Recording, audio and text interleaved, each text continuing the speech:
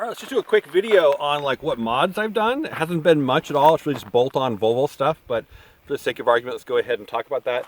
So the external appearance package includes these little metal plates here. It's really kind of thin tin foil, but it's good enough for like, you know, stopping the kind of basic bushes like this stuff from scratching up the plastic on the, at least the leading edge of the front of the car. But then down underneath, there's actually a factory Volvo skid plate right here. It's a good, like, I don't know, 3/8 of an inch thick aluminum underneath the engine pan. It's not like the full bottom of the car, but it's pretty awesome. It's very heavy duty.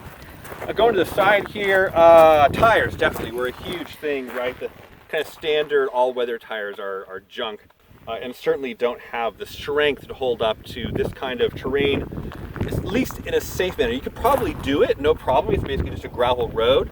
But if you have a problem, 10 miles to the nearest paved road, you're kind of screwed, right? So these are BF Goodrich ATKO2s. They're, I think, 6-ply, very, very strong. And one of the things with the strength of these things is that you can air the tires down. You start driving on the shoulders a little bit. You actually even see the dust here. You can see the dust here, and the side treads are really kind of being used. That's because normally I run these 45 PSI. I have them aired down to 30, and you can take them all the way down to like 20 to 15 if you're really doing crazy rock crawling, which we're never going to do with this vehicle. But anyway, so it's got that strength to make sure that we come home safe.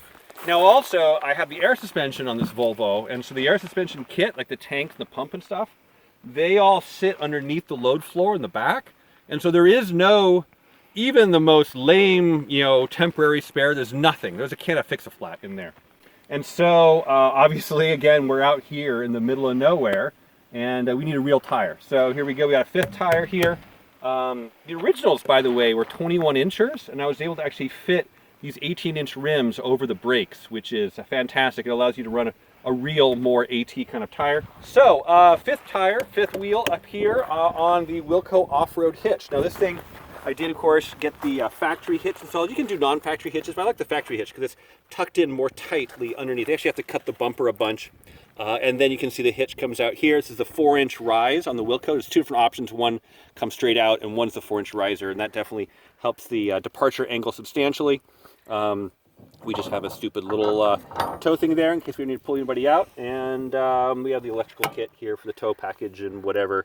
And then also underneath here, it's kind of hard to see, but this is the rear piece of the exterior enhancement package. So you have these fake quad exhausts, but also this, again, kind of relatively tin foil, but still something, as opposed to better than nothing, on the rear portion. And then further in, of course, you see the muffler under there, which I think you're seeing on the camera. Great job, Monica, on shooting that. Anyway, so that's what we've done so far. There's not really anything else planned at the moment, but TBD. We'll see how it goes. This is our first real off-road adventure in this truck. So, you know, we'll see how it goes, and